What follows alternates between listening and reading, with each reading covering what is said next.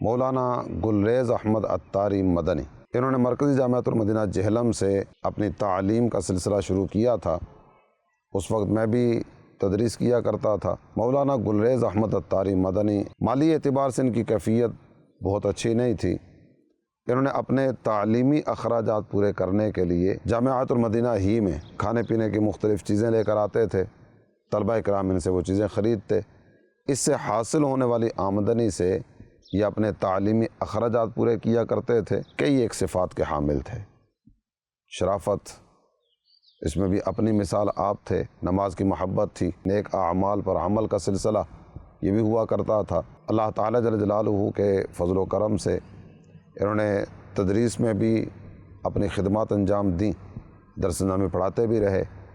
مرکزی جامعۃ المدینہ عالمی مدنی مرکز کراچی، اس میں نظامت کی سعادت بھی ان کو ملی۔ مرکزی جامعۃ المدینہ جہلم میں بھی نظامت کا شرف ملا، اور مدنی چینل کے پروگرام روحانی علاج، اس میں بھی ان کی تشریف آوری کی صورتیں ہوتی رہیں۔ اور ابھی یہ مرکزی جامعۃ المدینہ فیضان مدینہ نکودر، وہاں یہ اپنی خدمات انجام دے رہے تھے۔ کینسر کا مرض لاحق ہوا اور کچھ دورانیہ یہ بستر ہی پر رہے۔ جس صبح ان کا انتقال ہوا تو آخری رات تقریباً 2 بجے کے آس پاس ان کے پاس جانے کا موقع ملا۔ اوکاڑا کے کچھ اسلامی بھائی تھے، سید ریاض شاہ صاحب میرپور کشمیر، یہ بھی ساتھ تشریف فرما تھے۔ میرپور ہی کے ہاسپٹل میں ان کے پاس جانے کا سلسلہ ہوا تو انہوں نے مسکراتے ہوئے مجھے فرمایا کہ تم نعت سناؤ۔ میں نے قصیدہ بردہ کے 3 شعر ان کو سنائے۔ اس کے بعد پھر مختلف موضوعات پر گفتگو کی صورت بھی رہی، بولنے میں دقت ہو رہی تھی، لیکن اس وقت بھی چہرے پر مسکراہٹ تھی۔ میں اللہ تعالیٰ جل جلالہ کی رضا پہ راضی ہوں، اس طرح کے جملے تھے۔ اللہ تعالیٰ جل جلالہ کی رضا کے لیے جس نے مجھے پریشان کیا یا تکلیف دی، میں نے سب کو معاف کر دی۔ اللہ پاک ان کی حتمی مغفرت فرمائے، آخرت کی منازل آسان فرمائے، ان کے طلباء کو ان کے لیے صدقہ جاریہ کا سامان فرما دے۔ گلریز بھائی سے میرا جو تعارف ہے، جو تعلق ہے، ایک 15 سال پہلے سے تھا۔ ختم کل تھا، پھر میری وہاں پہ حاضری ہوئی۔ اس دوران نگران پاکستان حاجی شاہ صاحب کی طرف سے ایک میسیج آیا جس میں انہوں نے اس خواہش کا اظہار کیا کہ اگر گلریز مسجد کی ترقی بن جائے تو کیا ہی بات ہے۔ پھر وہاں یہ اعلان کیا، وہاں پر یہ سب کو ذہن دیا تو ایک ہم مسجد گلریز بنائیں، اس کے ساتھ ساتھ وہاں پر بچوں کا مدرسۃ المدینہ یہ بھی ساتھ اسی میں بن جائے۔ تو پھر ماشاءاللہ ان کی جو زوجہ ہیں ان کی طرف سے یہ پیغام ملا کہ 1 لاکھ روپیہ وہ دیں گی، والد صاحب نے فرمایا کہ 1 لاکھ میں دوں گا۔ پھر ان کے ایک اور رشتہ دار تھے، انہوں نے کہا کہ جو بھی وہاں پہ کام ہوگا ویلڈنگ کے متعلقہ یہ سارا میں کروا کے دوں گا۔ اس سے ماشاءاللہ اور بھی تیمارداران نے نیتیں کی ہیں کہ انشاءاللہ ہم یہاں پر منگلہ کے اندر گلریز مسجد بنائیں گے۔ دعا فرمائے کہ اللہ پاک ہمارے لیے آسانی پیدا کرے، اللہ پاک ہماری مدد فرمائے، مددگار پیدا فرمائے۔ میں ایک مدنی بہار عرض کرنا چاہ رہا ہوں، ہمارے سابقہ جامعۃ المدینہ کے ناظم گلریز مدنی صاحب کے حوالے سے ہے۔ الحمدللہ عز و جل 2026 یعنی اسی سال ماہ رمضان میں رمضان مدینہ الحمدللہ نصیب ہوا۔ اللہ پاک کے کرم سے خانہ کعبہ میں طواف کر رہا تھا۔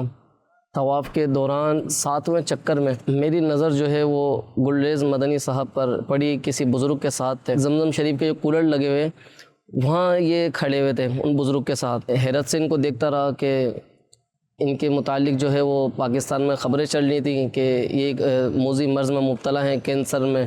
پھر میں طواف میں مشغول ہوا، پھر استلام وغیرہ کر کے مقام ابراہیم پر دعا وغیرہ مانگ کر جب میں پیچھے آیا نوافل ادا کرنے کے لیے تو یہ وہیں موجود تھے۔ پھر نوافل ادا کرنے کے بعد جیسے ہی میں صفا مروہ کی سعی کر کے میں فری ہوا، پھر حلق وغیرہ کروا کر میں خانہ کعبہ میں دوبارہ آیا تو یہ وہاں موجود تھے۔ یہ بھی جیسے پہلے تو ان کے بال وغیرہ تھے یعنی حلق سے پہلے، پھر اس کے بعد ان کا بھی حلق وغیرہ ہو گیا، وہ بزرگ بھی تھے۔ پھر میں نے دیکھا کہ ان بزرگ کو جو ہے وہ زمزم شریف کا گلاس جیسے بھر کے دے رہے تھے، وہ بزرگ جو ہے وہ پی رہے تھے۔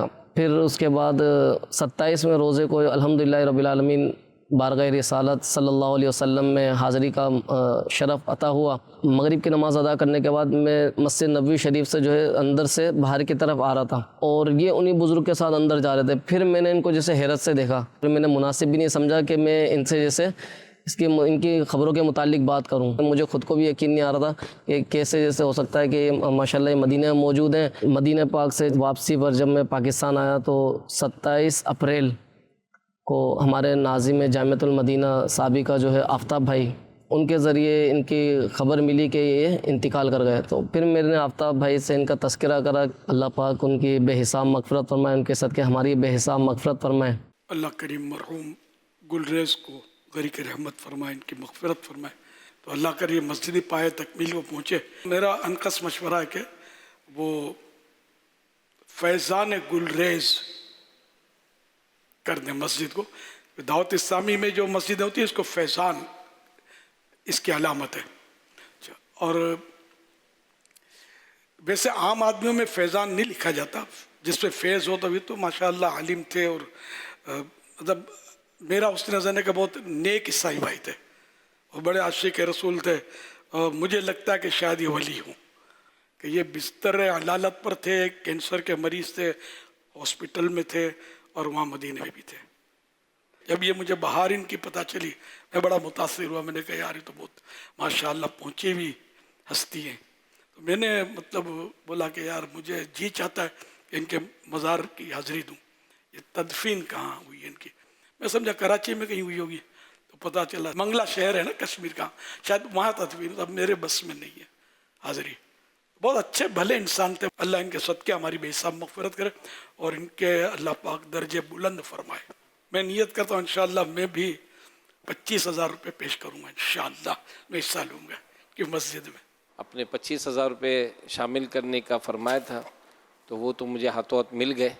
ایک اور سید صاحب نے 25,000 روپے آپ کی خدمت میں پیش کیے ہیں، آن لائن کر دیے، انہوں نے بھی پیغام دیا ہے۔